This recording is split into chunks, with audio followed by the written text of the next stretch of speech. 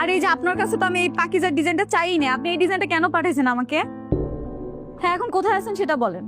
কি, বাসার নিচে? আচ্ছা ঠিক আছে, একটু তাড়াতাড়ি আসেন। বুঝলাম না, সব উল্টাপাল্টা করে ফেলছে। আমি ওনাকে বলছি এই সত্যি ড্রেসগুলো পাঠাইতে, তারপর উনি পাঠাইছে। ডিজাইন দিছে একটা, পাঠাইছে আরেকটা। অদ্ভুত লোক তো।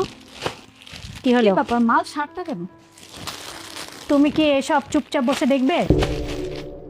হ্যাঁ, তোমার বাড়ির ঐতিহ্য সম্মান নষ্ট হবে, তুমি কি কিছুই বলবে না? এখানে আমার বলার কি আছে? বলার দায়িত্ব তোমার ছেলের। ও তো এসব করার অনুমতি দিয়েছে। তোমার ছেলে কোথায়?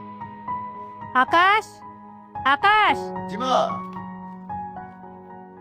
কি হয়েছে, ডাকতেছো কেন? এসব কি বন্ধ হবে না?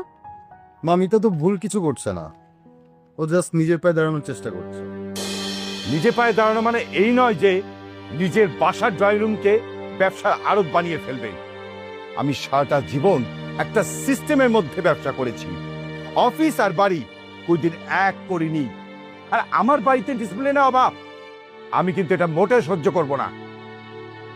এই মেয়ে, তুমি শুনতে পাওনি তোমার শ্বশুর কি বললেন?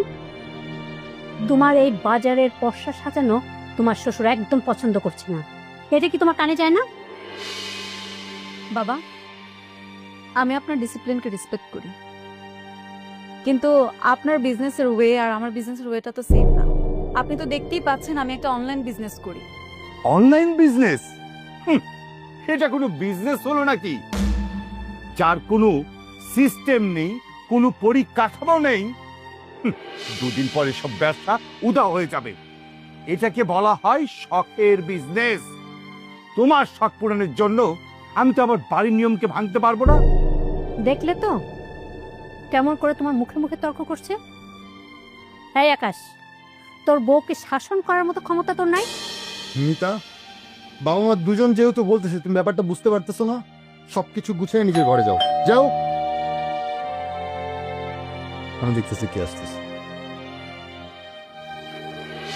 আসসালামু আলাইকুম ভাই, মিতা আবার একটা পার্সেল ছিল।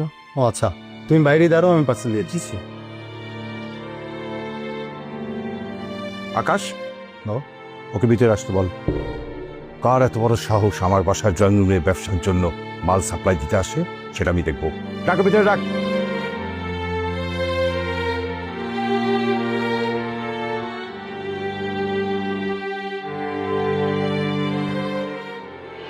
এই ছেলে, তোমার নাম কি? আগে রতন, কি কাজ করো? ডেলিভারির কাজ করি। ডেলিভারি কাজ করো? I mean